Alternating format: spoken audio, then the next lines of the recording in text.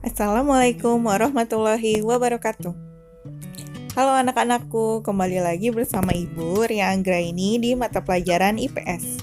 Nah, pada bab 3 ini kita akan membahas tentang kelangkaan dan kebutuhan manusia. Di bab 3 ini kita akan belajar tentang materi ekonomi. Nah, di dalam ekonomi itu nanti kalian mempelajari tentang macam-macam kebutuhan, terus siapa saja pelaku ekonomi, bagaimana proses produksi, konsumsi, dan distribusi. Kemudian belajar tentang kurva permintaan, penawaran, harga, dan pasar. Langsung saja yuk, kita ke tujuan pembelajarannya. Tujuan pembelajaran kali ini yang pertama adalah menjelaskan kelangkaan sebagai permasalahan ekonomi. Yang kedua, menyebutkan jenis-jenis kebutuhan manusia. Nah, ini merupakan peta konsep dari apa yang akan kita pelajarin di bab 3 ini. Yang pertama, kita kan akan mempelajari tentang kebutuhan. Yang kedua, ada motif, prinsip, dan tindakan ekonomi. Kemudian, turun lagi ke kegiatan ekonomi. Di dalam kegiatan ekonomi itu adalah kegiatan produksi, distribusi, dan konsumsi. Kemudian ada penawaran, permintaan, dan harga pasar. Setelah itu, kita menuju ke peran iptek, peran kewirausahaan, dan kesejahteraan manusia. Kelangkaan atau scarcity, kondisi ketika manusia memiliki sumber daya ekonomi yang terbatas untuk memenuhi kebutuhan yang tidak terbatas.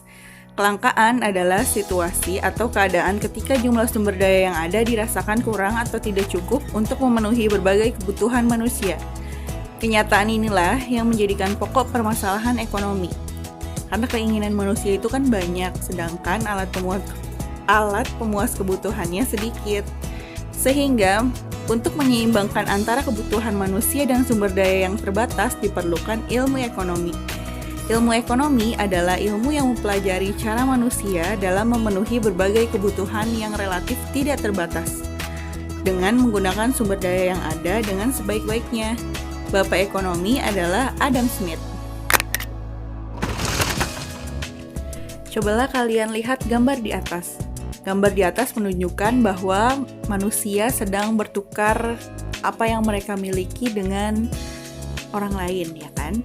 Manusia dikenal sebagai makhluk ekonomi atau Homo economicus karena manusia selalu ingin memenuhi kebutuhan dengan cara yang rasional sehingga dapat mencapai kesejahteraannya. Ekonomi berasal dari bahasa Yunani yaitu oikonomia yang berarti rumah tangga. Oikonomia terdiri dari dua kata yaitu oikos dan nomos. Oikos artinya rumah tangga dan nomos artinya aturan. Dengan ilmu ekonomi, kita bisa melakukan hal-hal sebagai berikut. Yang pertama, menghasilkan barang sebanyak-banyaknya sesuai faktor-faktor produksi yang dimiliki.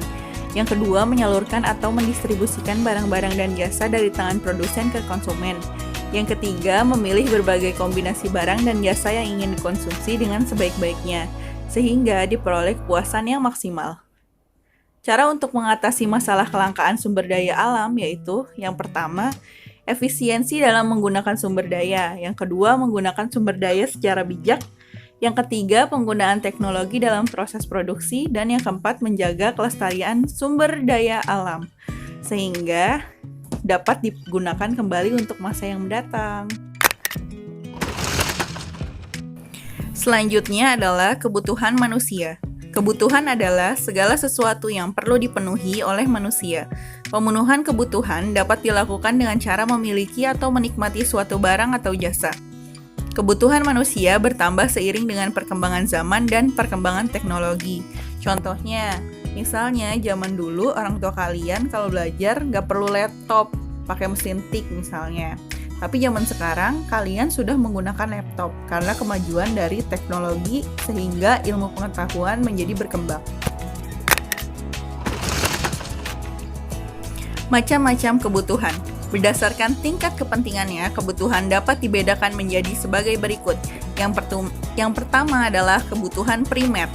Kebutuhan yang harus segera dipenuhi untuk menjaga kelangsungan hidup. Contohnya kebutuhan makan dan minum, pakaian, sandang, dan rumah papan.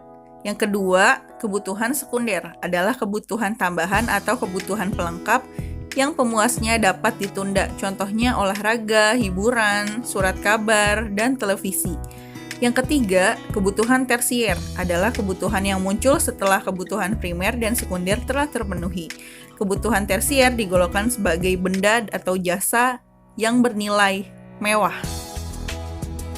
Tujuan orang mengonsumsi barang mewah untuk menaikkan status sosialnya di masyarakat. Contohnya memiliki mobil mewah dan perhiasan, motor baru, dan sebagainya.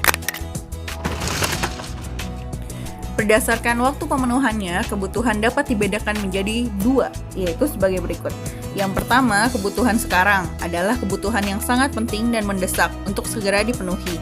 Jenis kebutuhan ini tidak dapat ditunda pemenuhannya pada masa yang akan datang. Contohnya, jika kita lapar, kita perlu segera makan. Jika kita sakit, kita perlu ke dokter. Jika kita ingin buang air kecil, kita harus cepat ke toilet. Yang kedua, kebutuhan yang akan datang adalah kebutuhan yang pemenuhannya tidak harus dilakukan saat itu juga dan dapat ditunda. Untuk memenuhi kebutuhan ini dibutuhkan perencanaan. Contohnya, misalnya berlibur atau pulang kampung ke kampung halaman. Itu biasanya jauh-jauh hari atau ketika hari raya misalnya.